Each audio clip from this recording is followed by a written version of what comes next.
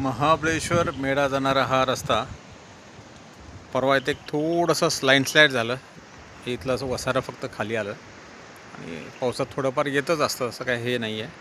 त्याच्यानंतर हा मलदा सगळा बाजूला करण्यात आला आणि ह्या बाजूला उपाययोजना न करता डायरेक्ट हा रस्ताच बंद करून टाकला.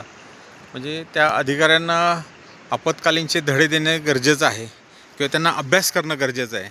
म्हणजे कोणत्या बेसवर त्यांनी हा रस्ता बंद केला, कारण हा सुरक्षित मानणारा हा रस्ता आहे. हा अतिशय उपयुक्त सातारा मेढा महाबळेश्वर रस्ता आहे आणि ह्याला नेट किंवा फेन्सिंग जाळी केली असती तर हा जे येणारा थोडासा मलदा आहे तो इथे येऊन स्टॉप झाला असता.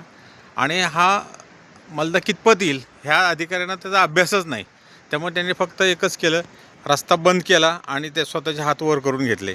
पण ह्या रस्त्यावरून जाणारे विद्यार्थी असतील, अनेक लोक जाणारे येणारे, बाजार, पर्यटक आणि हा सातारा जवळचा रस्ता वायमार्गे न जाता मेढामार्गे येणारे अनेक पर्यटक ह्या रस्त्याने ये जा करत असतात.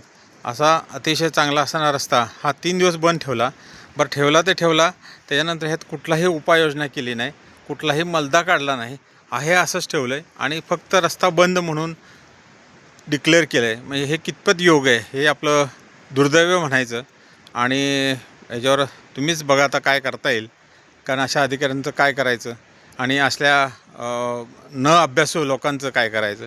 आणि दुसरी एक गोष्ट आहे, हे जे JCPवाले जे उत्खनन करतात, साईडचे जे काढत असतात, ते किमान शिकावं तरी पाहिजे कुठला मलदा काढावा कुठला न काढावा.